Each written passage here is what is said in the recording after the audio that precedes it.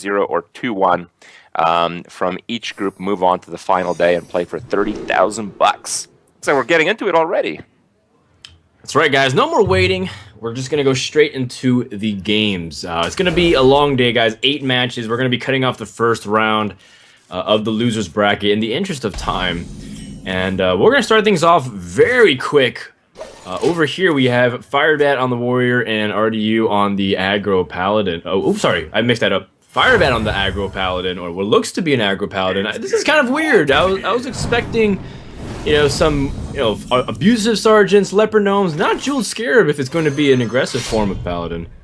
Well, unlike the actual standard format, this mock standard format that we're trying to incorporate in the tournament here does allow you to get banned cards. It pulls so many strong cards. Aldor Peacekeeper, Seal of Champions, both those cards are like on the insane level, and you can get cards like Muster for Battle, and there's quite a few others that are pretty hefty for their mana cost. Yeah, I mean, you can definitely see the power of that in Arena, for example, where Paladin also is a top Druid on day 1 in Group A. He didn't make it, and Firebat is the only player in Day 2, Group B, to not bring Druid. But not only that, he is also the only player to bring Paladin, which is the deck that we're witnessing play here. Yeah, and this was something that I wasn't sure how much we'd see, but I was thinking that if you just play with the fact and the knowledge that you don't have Healbot, you don't have Sludge Belcher, aggro decks can get very, very strong early on because you don't have as many control tools. Even cards like Zombie Chow were so good at fighting off the early game aggression. Haunted Creeper is another card that comes to mind. So without those tools, how well equipped are you to drag things out? It's interesting. Now another interesting dynamic is that Firebat does have some secrets into his deck. Noble Sacrifice, I mean, he probably has Avenge, and maybe a couple of others as well.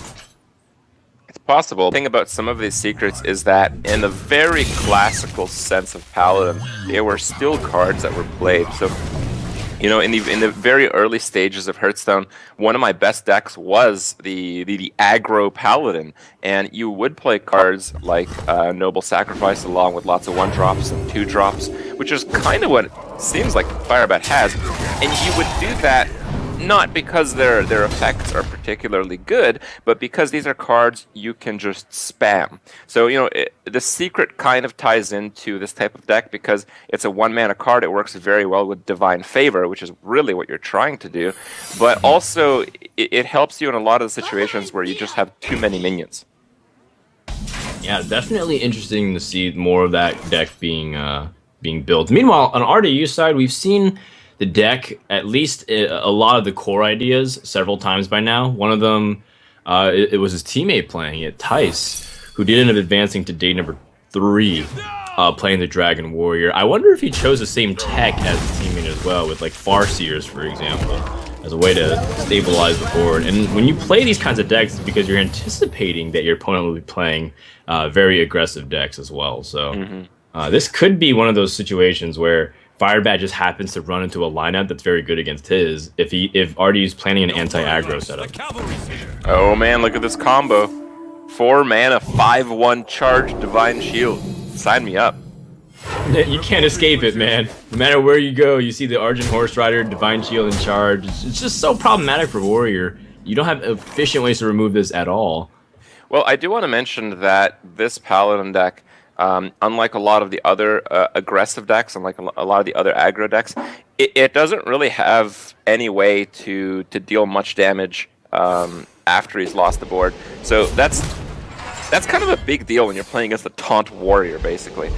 I feel like even though it seems like Firebat's getting a lot of damage in right now, I think it's going to be short in the end. I think he's going to have to start trading here this turn or the next, and things are going to start going pretty badly after that. Yeah, also the Cold Light Oracle gives more options for Warrior to have relevant taunts like the Twilight Guardian. So that's only going to increase the chances of RDU drawing to that dragon, I think. I mean, he's getting really deep into his deck, and he still has yet to hit another dragon for Twilight Guard to activate. But if it does, I mean, that's gaining 10 extra health alone. Yeah. Not to mention Alexstrasza's charge. pretty effective removal for the 5/2 as well. And Yeah, then I now can that you see get the one for tank that. up, it could be lights out like you were mentioning. And you said that Firebat might get close. Is he going to even get close? Tank up is one of those hero powers that can just rebound you back up to full health, and nothing ever happened. Well, right now he's actually threatening lethal. So Firebat has to start trading to stay alive right now. Oh my goodness. Yeah, and he needs to juggle to land correctly. Nope. Face. He doesn't need it to land correctly, but he would certainly like it if it did. Two face juggles is very poor. Oh, make it 3. Face juggles. It's an aggressive paladin list, right? Just want to hit face. You said you didn't have too many ways to do direct damage from the hand. All right, now I believe what Firebat needs is a Bloodlust and an Earthshock. Well, he could. I mean, in a serious tone, he can get Divine Favor, which might have some trump card. You know, sometimes these super aggressive lists have silences, like an owl, or I mean, in this case, a keeper. Oh, whoa! Playing the Emperor. Wow, choosing not to armor up. He's bold. He's really really think- believing in that he can just close out the game here. Leper Gnome off the top. I really think that nothing's very bored. the Twilight Guardian was much more effective of a card there. On one hand, because you get to armor up, which is 4 health, but also like a 5/5 Emperor is actually weaker than a 2/6 when your opponent has 2 HP. Oh man, is that enough to clear? I don't think so. So that's gonna wrap it up. So you know, RDU took definitely more aggressive stance, but I feel like he could have actually still done nothing. Big. I mean, Warrior got a win. Warrior only won 2 games yesterday out of 15. Like a dozen. Yeah, around there. So you know, starting the day with a Warrior win might mean that this Paladin deck will struggle to pull ahead. Well, okay. To be fair, the not the Paladin, the Warrior was also played off stream a little bit. Like Brian Kibler, for example, won his series off stream, and then he had to play again. So I think he beat Orange with that lineup, meaning that he definitely won with his Dragon Warrior. So there's more to it than what we see. But another deck under question is, will Firebat's aggro strategy pay off? I mean, he's a player that when he was first making splashes into the scene at BlizzCon, he kept saying like he really enjoys playing aggro decks. He thinks you know, it's underappreciated, and you know, at heart, even though he plays a lot of control decks, he really loves hitting face a lot. The attack here against the Divine Shield actually has a very large effect. I think RDU saw that he will not be able to ping off the Divine Shield any other turn before the Paladin hits 4 mana. And if you kings a Divine Shield minion, regardless of how big it is, you're in a lot of trouble. Yeah. And, I mean, it's one of those things, too, where this is the power of Darnassus Aspirant. A lot of people are you know, giving Darnassus Aspirant, like, the cold shoulder these days because, or even, it just becomes River Crocodile status. When that's not really the case sometimes. It just, you might even just want the body and the threat of ramping up into stuff. It forces Firebat into trading with things like Wolf Rider. That's how much of a threat it can be. And so ultimately, like, you have to evaluate that. I think one of the really big MVPs for Druid being able to survive with this much health early game has been the 2 Aspirants. Double Divine Favor is probably the worst thing you can hope for. That's why he's using one here rather than trying to conquer the board as fast as possible. Well, you have 6 mana, so you have a huge opportunity to grab big tempo, especially a Keeper of the Grove has been used. So Blessing of Kings with that Divine Shield. Boom. And now, I mean, this is kind of a scenario that you often see in Arena. It's like, well, I'm gonna use this Blessing of Kings and Argent Protector, both very common cards that you can pick up. And the Farseer, it'll put him on Ragnaros next turn, and it'll put him on combo the turn after that. And I don't think the Paladin will give up 6 damage to kill the Farseer, so I think you're in the clear.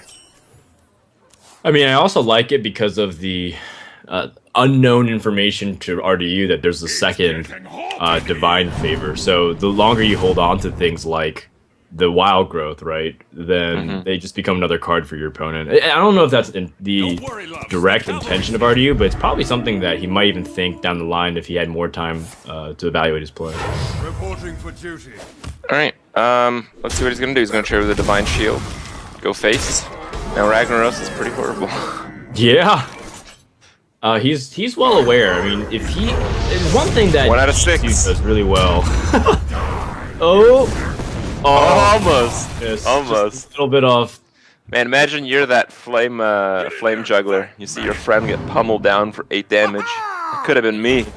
This is brutal. Divine favor. I mean, 4 is. Sometimes you're just happy that it's not like 6+, but still 4 to refill the hand can be pretty brutal when you have so much mana remaining to use a few more of those cards. Now, the Noble Sacrifice will not trigger with 7 minions, so that's something to keep in mind. It is pretty useless here. Well, I mean, is there any bluff value? Sure, there's always bluff value. Like, what if it's competitive spirit, right? Is that a valuable card for the this deck? I'm not sure. The biggest thing would be like a Wrath play, yeah. Right. It's So pretty that's interesting sequencing events. pretty No unlikely. swipe. Nope. I mean, even if he got a swipe, it was not really a game he'd win. I mean, he'd take, like, 12 next turn. Yeah, Even if he it's got one of those things where if you look at Druid and how it fares against aggro, swipe, because of swipe, a lot of aggro decks are very afraid and they struggle against it, but without it, Druid is just like everything else where it just couldn't stabilize enough, and then they had to choose between the situation where, like, do I go aggressive and try to win the game with the Force of Nature Savage Roar, or you try to get lucky a little bit. So RDU was just in an awkward spot, and that Ragnaros did pretty much nothing. It just it was just worse than a lot of other 8 drops. You know, heck, it would have been better if he had like Ironbark Protector, right? it went a lot better. Yeah. So taking a look at the decks here, Firebat has your been tricks. mage, and it is a tempo mage that draws nothing. In fact, the way it's set up makes it look like a control mage of some sort. RDU is also given plenty of time. He didn't exactly have the best curve in the world, but now he's given, you know, a few turns to really set up here. Yeah, this. I mean, I think it is a tempo mage as well, but it looks like a really dead draw here. It could not be. It could be like a freeze, maybe, right? It's possible. No. Well, Now with the water elemental, I'm like, I mean, I was giving some credence to, yeah, possibly, but like the old school list of freeze mage had stuff like Azure Drake, but it's still a stretch. Now Firebat has to really evaluate what he wants to do. I mean, Water elemental, easy. Yeah. Water elemental. in terms of the gameplay, how things go Fireball. forward, it still looks like freeze mage, right? Okay. I'm not sure how valuable looking like freeze mage versus actually being freeze mage is. Yeah. Works out in Firebat's favor here. Okay. Yep. There's a Mana Worm, more of a standard card. I wonder if Firebat's just gonna retool his game plan here. His hand had a lot of burn, but now he's. I think maybe he's just gonna try to come back onto the board with like a big Flamemaker turn if he can. Yeah, Flamemaker's still legal. If you think of broken cards, you're only thinking of GvG, but Flamewaker did make the pass in Blackrock Mountain. Put this apple on your Yeah, neck. that's right. And it was one of the cards that gave life to Tempo Mage, at least the common versions we see today. Tempo Mage did exist to a certain extent in different forms throughout Hearthstone's history, but I think the strongest iteration, Look at that. probably now. 3 damage Holy Smite and Black and Corruptor off the top kills the Water Elemental cleanly. Yeah, Water Elemental not really having impact at all. I mean, it's one of those things where you're probably looking for Flame Strike at this stage, which is not really a common card. That was a 3-mana card I saw, so was that the Flame Waker? Oh, that'd be amazing if it was for Firebat. Yeah, he has the frost. Oh, that was a sorcerer apprentice. I apologize. It was a 3 attack creature. Okay.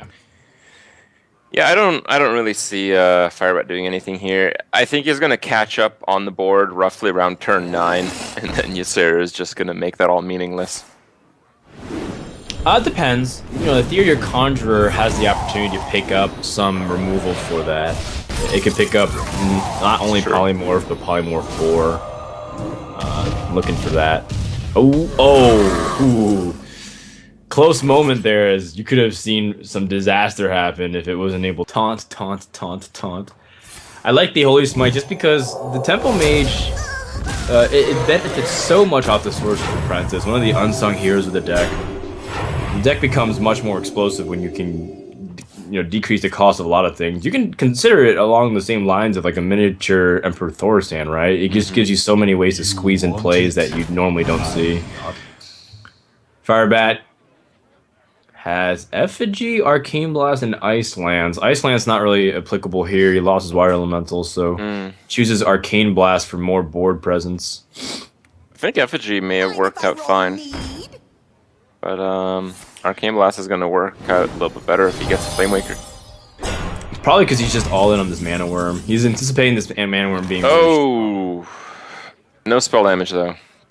Yeah, if that was a 3 damage on board... Quickly. Alright, well, he is going with the Bran. Oh man, I'm really Weapon scared in the about, museum like, twice. I'm scared. 2 trips to the museum, now that's value. That actually would have worked in the recent Tavern Brawl, where if you lost a weapon, you got a new one automatically. Yeah, you're right. That's pretty funny.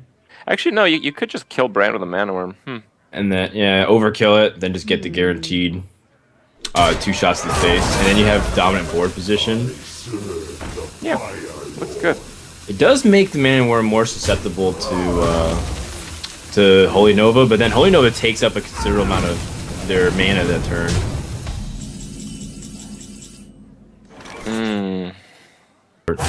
And plus, it's the activator for the Twilight Guardian too. If you play it, the only way you can get it back is if you draw an Emerald Drake. That's right. I wouldn't hate the Shadow Word Pain either, because the possibilities of what Flame Waker can do, but your opponent also has used a lot of spells. 2 Fireballs, Frostbolt, Arcane Missiles, Arcane Intellect, even the Ethereal Conjurer, so it's hard for it to come back. But you look at that Arcane Blast off the top, that Twilight Guardian would have gotten punished pretty badly. That's true, actually. Alright, well, if you draw something and play with a Drake here, it's great. It's a Nefarian. Interesting. I think I'd go for the Nefarian play. Because it's such a threatening card. With 2 random spells, you could very easily just kill your opponent. I mean, they're mage spells after all. Oh, well, that is better than any mage spell. Yeah, that's a full board clear, and assuming the priest doesn't take enormous damage here, that could just steal up the game. I don't think this kind of mage deck is running any heavy endgame that we were expecting, but maybe he is. And even if he does, it has to be a debate whether or not he wants to keep this Arcane Blast for things like an Antonius. It could be indicative of it. And looks like he's going for it. He wants to close out this game as fast as possible. I think this is absolutely the correct play. Oh, Flame Waker agrees. I mean, it's one of those things, if you use the Ysera Awakens, are you going to put yourself within a potential, like, Ethereal Conjurer Fireball play? You've seen 2 Fireballs, so yeah, you're seen safe 2 Fireballs. against that. You wouldn't actually win the game with that. You potentially could lose the game to a Conjurer Pyroblast, but I think you race him faster than that, don't you? You see, there's 9 on the board. Yeah. Yeah, you race faster than that.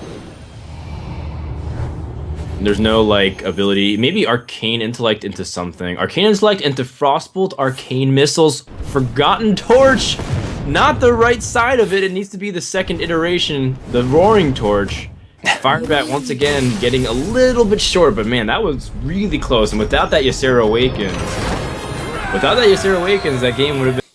I think the win rate is still probably like in the mid 50s or the 60s in the tournament, but I think Druid is the class to beat. However, it seems like Firebat bringing all these aggressive decks is punishing. Considerable amount of its punch against Druid. The Mirror Entity is really problematic. Usually you have only Darnassus Aspirant. I guess Farseer is not too bad against it. And then you lose your Flame Cannons, which are like super good against a lot of what Druid has. Ramp into nothing. All spells. This is a pretty good hand from the mage, though. Looks like it's going to get punished.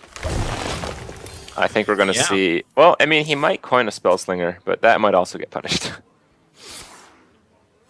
Yeah, Spellslinger is more resilient, especially when you're putting Wild Growth. You know that your Sorcerer's Apprentice can just get dunked. Bear Trap. Bear Trap? Yep. Wow. And Mage will probably be using its hero, using like its minions and hero powers to be very aggressive. So like the Bear Trap will be pretty important to stop some of that damage. I like Violet Teacher Innervate Bear Trap, actually. Pay attention, class. Innervate Bear Trap. That's so funny. I am ready to What a combination of cards that you don't really expect here. Oh, and the Firebat get that Flame Lance from it. Right, but that's not really going to be usable anytime soon. He actually might attacking face. He might like need to one... use I think he's worried about Snake Trap. That is not a good case. No, Bear Trap is probably the worst option given his attack pattern.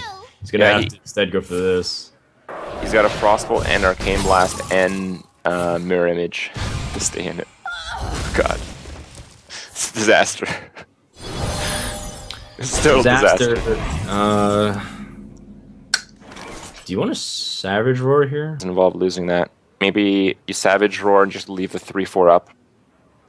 Use your hero power to kill the 3/2 and just go face for 5. It could be because the